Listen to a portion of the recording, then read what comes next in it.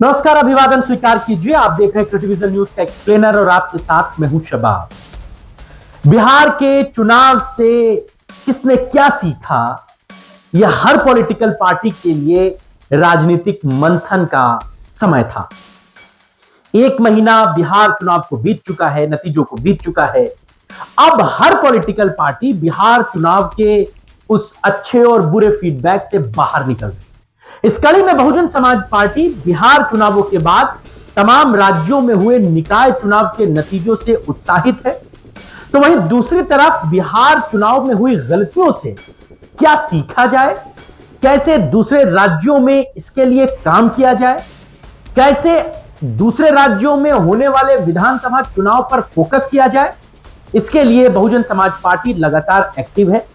और इसी कड़ी में आज दिल्ली में बसपा सुप्रीमो मायावती ने एक बड़ी बैठक बुलाई थी। इस बैठक को राष्ट्रीय स्तर का रखा गया था, यानी कि जिन राज्यों में 2027 से पहले चुनाव होने हैं उन राज्यों के जिम्मेदारों को बुलाया गया था।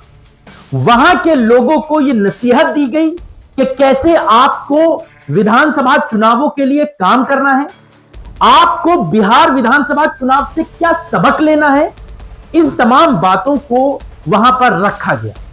कैसे इस बैठक में बसपा की तरफ से दिशा निर्देश मिले हैं और कौन सी वो बात है बिहार चुनाव से सीख लेने वाली, ये आज के वीडियो में हम आपको बताएंगे। दोस्तों, 2027 में कई राज्यों में विधानसभा चुनाव, जिसमें सबसे बड़ा राज्य है उत्तर प्रदेश, दूसरे नंबर पर है गुजरात 182 सीटें, तीसरे नंबर पर पंजाब, चौथे नंबर पर उत्तराखंड, फिर गोवा, मणिपुर और मेघालय। इन राज्यों में 2027 का विधानसभा चुनाव होना है। उससे पहले 26 में असम, केरला, तमिलनाडु, पश्चिम बंगाल और साथ ही साथ पौंडीचेरी में विधानसभा के चुनाव होने। बहुजन समाज पार्टी की नजर 2027 से पहले 2026 में जिन जिन राज्यों में चुनाव होने हैं वहां वहां के प्रभारियों को आज की बैठक में बसपा की तरफ से दिशा निर्देश मिले। मायावती ने उन्हें समझा दिया है कि जो गलती बिहार में हुई वो गलती दूसरे राज्यों के चुनावों में नहीं होनी चाहिए। खास तौर से केरला के प्रभारियों को यह बताया गया कि आपने पंचायत चुनाव में, निकाय चुनाव में जो कारनामा कर दिखाया है उसको, रिदम को बनाकर रखना है। 140 सीटें हैं केरला में। यह बात समझिए कि कश्मीर से कन्याकुमारी तक इकलौती पॉलिटिकल पार्टी है जिसका अपना कैडर है। वो सत्ता में रहे ना रहे, उनके लोग रहते हैं।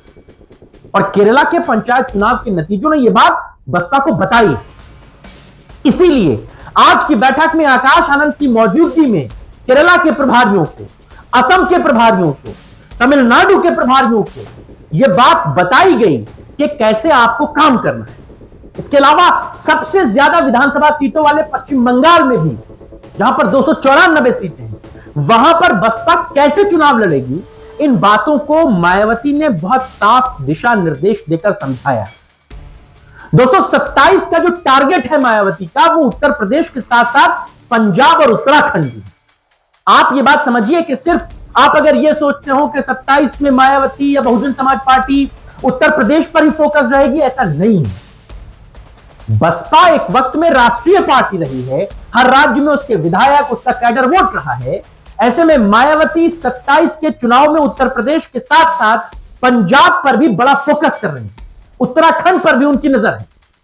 पंजाब में भी हाल के दिनों में जो निकाय चुनाव गुजरे हैं वहां पर बसपा को 45 सीटें मिली हैं।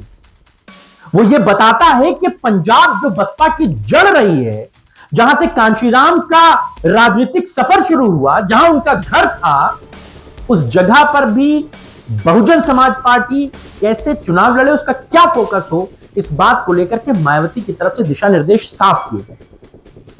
बहुजन समाज पार्टी की तरफ से जो प्रेस नोट आया है आज की प्रेस कॉन्फ्रेंस के बाद, मीटिंग के बाद, उसमें साफ तौर से लिखा गया है कि बिहार में चुनावों से पहले जो पैसा बांटा गया उससे चुनाव प्रभावित हुए। कैसे इन तमाम चीजों से लड़ा जाएगा, बसपा कैसे इन तमाम चीजों से जूझेगी, कैसे पार करेगी, यह एक बड़ा विषय। लेकिन 27 में पंजाब, उत्तराखंड और उत्तर प्रदेश, इन तीन राज्यों पर बसपा का बड़ा फोकस और प्रभारियों को यह बात समझाई गई। इसके अलावा केरल, तमिलनाडु और पश्चिम बंगाल, जहां 2026 में चुनाव होने, उन राज्यों पर भी मायावती की निगाहें हैं और वो इन्हीं बात को लेकर के दिशा निर्देश दे रही हैं। अब कैसे आज की बैठक के बाद बसपा के लिए चीजें बनेंगी, कैसे मायावती के दिशा निर्देश ग्राउंड पर काम करेंगे, ये तो आने वाला समय बताएगा। लेकिन ये बात जानिए कि मायावती भी ये बात जानती हैं, समझती हैं कि लगातार काम करते दिखना है, अनवरत काम करते दिखना है। बसपा के साथ जो एक ड्रॉबैक जुड़ रहा था, जो हाल फिलहाल के दिनों में लोगों के लिए एक मेंटल लेवल पर मामला सेट हो रहा था, वो ये सेट हो रहा था कि बहन जी तो सिर्फ चुनाव में निकलती है, चुनाव में दिखती हैं। बसपा मतलब मायावती, मायावती मतलब बसपा। बहुजन समाज पार्टी में एक बहुत लंबे वक्त के बाद यह टेम्परामेंट टूटा है, यह मनोदशा खत्म हुई है। आकाश आनंद की मजबूती बहुजन समाज पार्टी में, उनकी लोगों के साथ उपलब्धता, वो ये बताती है कि मायावती के बाद आकाश आनंद बसपा के लिए बहुत ग्राउंड पर बहुत बेसिक चीजों के साथ काम कर रहे हैं। अब मायावती से मुलाकात भले ना हो पाए, लेकिन लोग आकाश आनंद से मुलाकात करके अपने आप को फील गुड फील करा लेते हैं कि चलो कम से कम किसी बड़े नेता से मिल तो लिए, और आकाश आनंद उतनी आसानी से मिल भी जाते हैं। देखिए, ये बात तो सच्ची है कि मायावती से मिल पाना बहुजन समाज पार्टी में एक बहुत बड़ा टास्क है, बहुत बड़ा संघर्ष है। उनसे मिलने के लिए एक बहुत लंबा चौड़ा प्रोटोकॉल फॉलो होता है, वो हर नेता के लिए तो मुमकिन नहीं। बैठक में भी आप बुलाए जाएंगे तो आप अगर बड़े कद के हैं तो ही आप आगे जगह पाएंगे, और ना पीछे बैठेंगे। अपनी बात वहां तक कह पाना, उनसे मिल पाना बड़ा मुश्किल होता था। आकाश आनंद ने इस खाई को पाटा है, जो बसपा के लिए बहुत अच्छे, बहुत पॉजिटिव संकेत। इसके बाद केरला के, पंजाब के, छत्तीसगढ़ के निकाय चुनाव के नतीजों ने जो बसपा को मनोबल दिया है, वो उसके लिए बेहतर संकेत लेकर आ रहा है। विधानसभा चुनाव में क्या होगा ये तो वक्त तय करेगा, लेकिन बसपा को चूक करना नहीं चाहती, अपने कैडर को वापस जोड़ लेना चाहती। दलित मुसलमान कॉम्बिनेशन पर मायावती बसपा सबसे ज्यादा फोकस है। क्या होगा इन बैठकों का सूरत अंजाम, ये तो भविष्य के गर्भ में है। फिलहाल बहन जी लगातार काम करते दिख रही हैं, लगातार बैठकें कर रही हैं, लखनऊ में ना सही दिल्ली में कर रही हैं, दिल्ली में ना सही कहीं और। आप इस खबर पर क्या सोचते हैं? बैठकों से बसपा कितनी मजबूत होगी, बताइएगा आप हमें। आपके राय और विचारों का इंतजार है। फिलहाल इतना ही।